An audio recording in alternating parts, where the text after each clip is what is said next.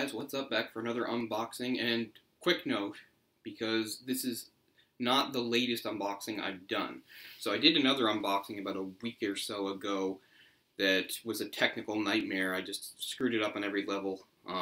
You know, you noticed in my unboxings, the audio, there was some sort of issue with it. I figured out it's probably just a software thing because the camera and mic are actually good. I've been using the Logitech software that came with the camera, and something about it, no matter what I did with the settings, it would mess up the audio. But this one was even worse because I think I did something wrong where the frame rate is screwed up. So like the first couple minutes of that video, it doesn't run smoothly or anything. And the whole thing is I didn't want to upload it, but part of me thinks I should just because it's important, even though it would be kind of a pain to listen to, and it's a longer one. So this is just a little heads up that maybe I will upload that one anyway. Just give people a warning of how messed up and bad it is. I think everything's fixed now. I'm using a different software, and I did a test and it seemed to work out. So we'll jump into this unboxing, which I'm excited about, because it's a little different from other ones. For one thing, it's something that I've wanted for many years and just sort of put off, and it was an important part of my life. So this is actually an eBay package. It's been a while since I bought anything on eBay. So I don't even know if I need scissors or anything. I should be able to just tear into this without it being too much of a disaster. So, stronger tape than it looks. Okay.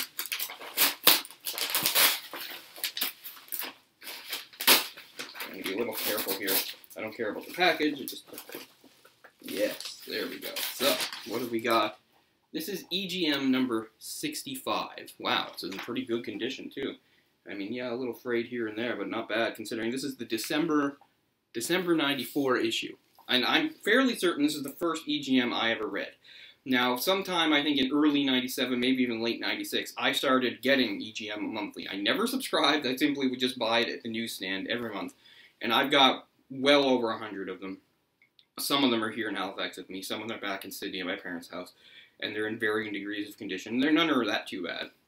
But this is the first one, and Ryan actually owned this. I think it's just one he sort of randomly bought. I don't even know if he had his Nintendo Power subscription yet, but you know, this is 94, so this is when we're starting to really get into video games. And this was just life-changing for me. So as you can see, the cover there is a really good Super Nintendo game, a game that I never owned, but rented multiple times.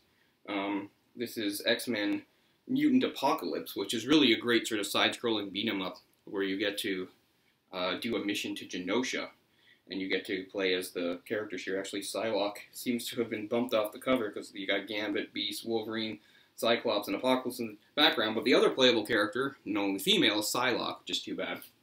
What's on the back here?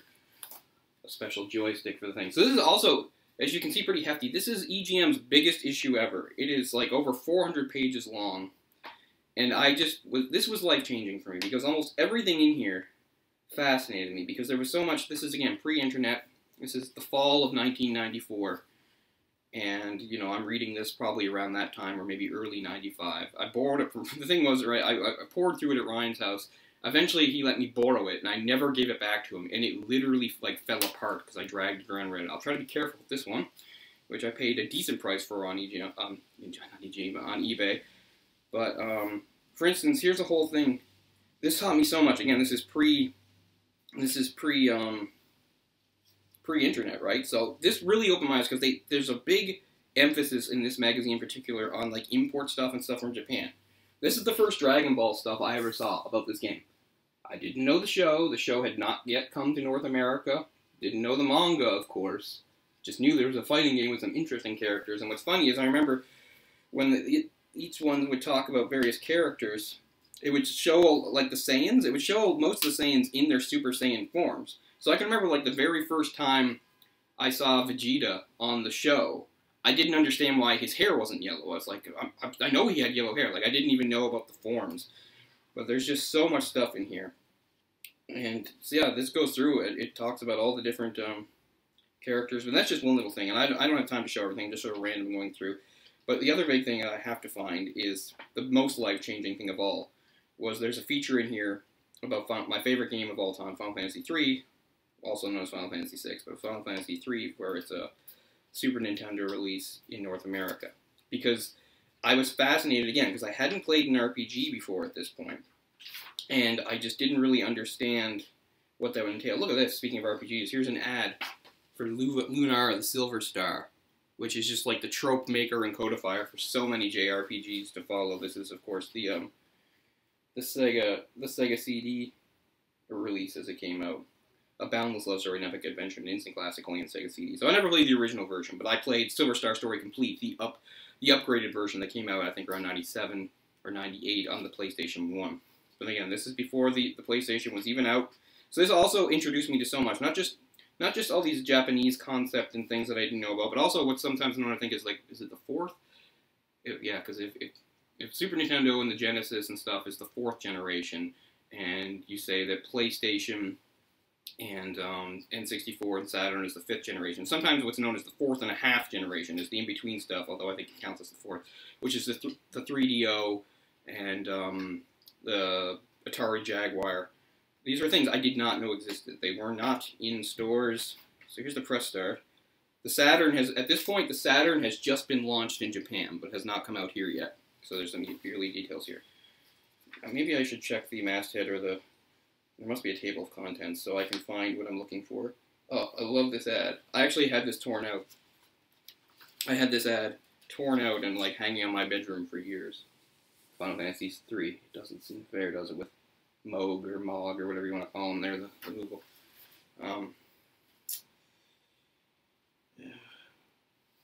Okay, there is a table of a special feature. I don't know. Anyway, I just cannot wait to pour through all this from cover to cover. Because I remember, this is like one of the only gaming magazines where just every single word in it meant something to me. Even stuff about games I didn't know anything about, or that. This just opened up so much to me. I just didn't know. Look, oh my god, here's an ad for Shaq Fu. Are you kidding me? Shaq Fu. There might have been some stuff on the making of Shaq Fu in this one, if I'm remembering correctly. So let's see if I can find the stuff. You know, I don't want to just pour through this, but I just want to point out some of the more important things that mattered to me at the time. Next wave. Some stuff about some 3DO stuff, but I want to find the Final Fantasy thing, because there's a big thing about Final Fantasy 3. It's like kind of a playthrough guide. Oh, for instance, here's a game that I rented like immediately afterwards and loved so much. Jurassic Park 2, The Chaos Continues, which is sort of a Contra-esque game, which I do now own. I've owned for quite a few years. I don't have the box or anything, but I have the Super Nintendo cartridge. But so I think it maybe is in this section, because these are like sort of helpful guides. This whole stuff, it tells you sort of what you're going to deal with. So that's very expansive. So there's got Wolverine Adamantium Rage, which I'm dying to play again. Another game that I rented several times and played the hell out of and really enjoyed. That was a really solid Wolverine game. It was also cool because like it really was following whatever was sort of current in the comics at the time. Shinobi Shaw is in there. You've got Bloodscream, the weird vampire guy. Geist. Here's a fight with them. Here's the fight with Bloodscream and Geist. I remember this over. I love this stuff. This was a great, great game that I wish I could play again. Okay, I'm going to skip past some of this stuff. Kirby. Wow, a game based on the Shadow of it, that shit. But where I'm not hallucinating, there is a section about Final Fantasy 3 in here. Oh, here's another one. So once again, like this was really the beginning of my fascination with Japan and all things Japan. Just the crazy world that was over here. So what is this? K, or maybe Kai, Flying Squadron. Some sort of shooter that, I don't even know what system this is supposed to be on. But it's amazing. And this was just sort of like we're so used to it now, especially the last 20 years. There's so much stuff about manga and anime and stuff. But this, in 1994, to me, was bonkers. This shooter where you're like a girl in a Playboy bunny outfit, riding along, shooting at monsters and things. Like, this really was another world to me. And again, this was not something that came out over here later. And there's pages and pages about it. Dark Side, I don't know what that is, but... and this was one of the only 3DO games I ever played, and it's a great game. What's it called? Return Fire, which is like a military strategy game where you you control various vehicles on a map. It's kind of like a capture the flag game. It's one of the only 3DO games I ever got to play, and I only got to play it for one afternoon, but it is a really good game. Getting into some of these like CD-ROM type games, those FMV games that at the time were starting to emerge and everybody thought was going to be like the future of gaming. Just everything in here is gold. I love it so much. And I can't believe how big this issue is. EGM would never even, as far as I know, ever approach this level in length for an issue again. Oh, Flashback, another game that I would wind up owning on Super Nintendo eventually. Let's go right over there. I'm not going to drag it out.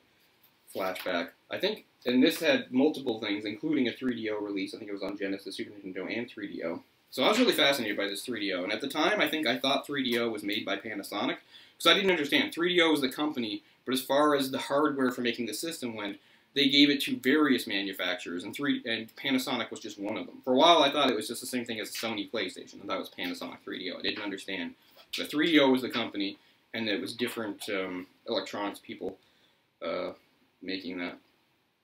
I will let you go in a second, because we don't have time for me to jump. I probably maybe should have... That's the thing about doing an unboxing, right? I don't remember anything. You're just taking it out. It's all spontaneous. Otherwise, you know, I would have marked off pages. Oh, here's a big... Yes, here's a big thing about Shaq Fu. I would have marked off specific pages so I could get to them in a more organized fashion and not just bounce around and be at lost at sea here. But I just want to find the Final Fantasy III thing, and then we'll go. But I just mean, I cannot stress enough just how much it means to me to have...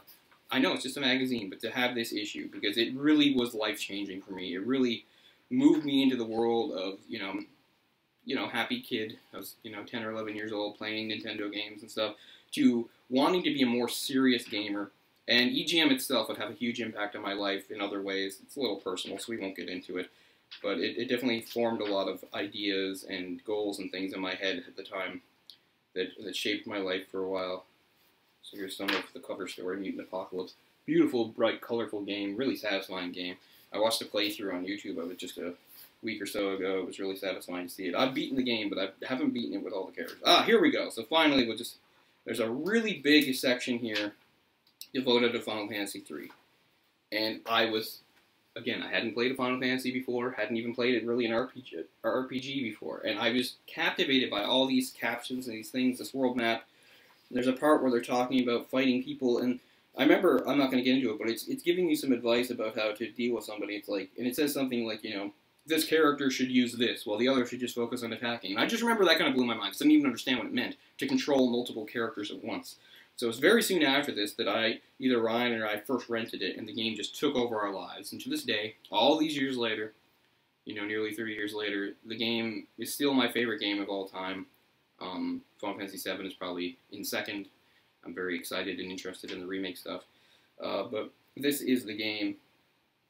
I just love it so much. So we'll let it go. But this magazine, just every bit of it, look, this explains spells and everything. It's very in-depth.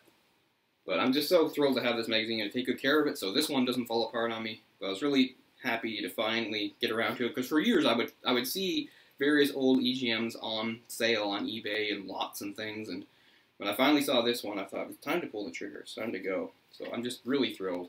EGM, to me, they were, hands down, in their day, they were head and shoulders above the gaming, the other video game magazines. Actually, I did have a subscription to Next Generation, which I got because when I bought my PlayStation, it gave me like either 6 months or 12 months free of it, and then I just kept it up for a few years.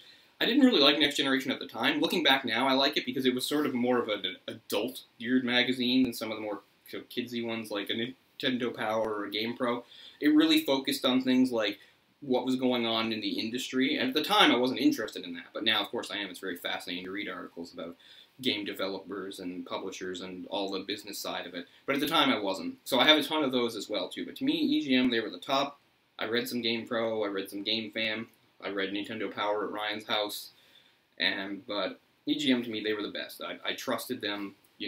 I purchased games based on their reviews, and it rarely let me down. I won't go into it. I don't even know who was working here at the time. I was more used to the era kind of after this. Like I said, it was maybe about 2 or 3 years later that I started getting them. Crispin Boyer was one, Sean Smith another, and of course the mysterious Sushi X. I'm talking about the reviewers and editors and people that put the magazine together. Let's see if I'll just look at the masthead really quick here. See how many names I recognize. Yeah, see, this is back in the day. I don't recognize most of these. This is before the people that I knew. They got Sushi X here. But I really don't know. And of course, Ed Simrad, for years, was the editor-in-chief. But, yeah, a lot of these names here, I don't know them, because they were gone by the time I started collecting the magazine. But, anyway. Just thrilled. I'm so thrilled to have this. Can't wait to pour through it entirely. But anyway, hopefully that will turn out. So, as again, another reminder, I might still put up the other unboxing, because unlike this one, the reason why I want to put it up is because it could be a springboard into other videos that are, you know, not unboxings, but sort of a series talking about stuff. So we'll see how that goes. But anyway, thanks so much. EGM number 65, December 94. So cool. So happy to finally have it again, to be reunited. So thanks a lot, guys, for watching, and I'll be back soon with something or other, and maybe I will try to salvage that disaster of an unboxing beforehand. But anyway, thanks a lot. That's it for now. Peace. I'll see you guys next time. Bye-bye.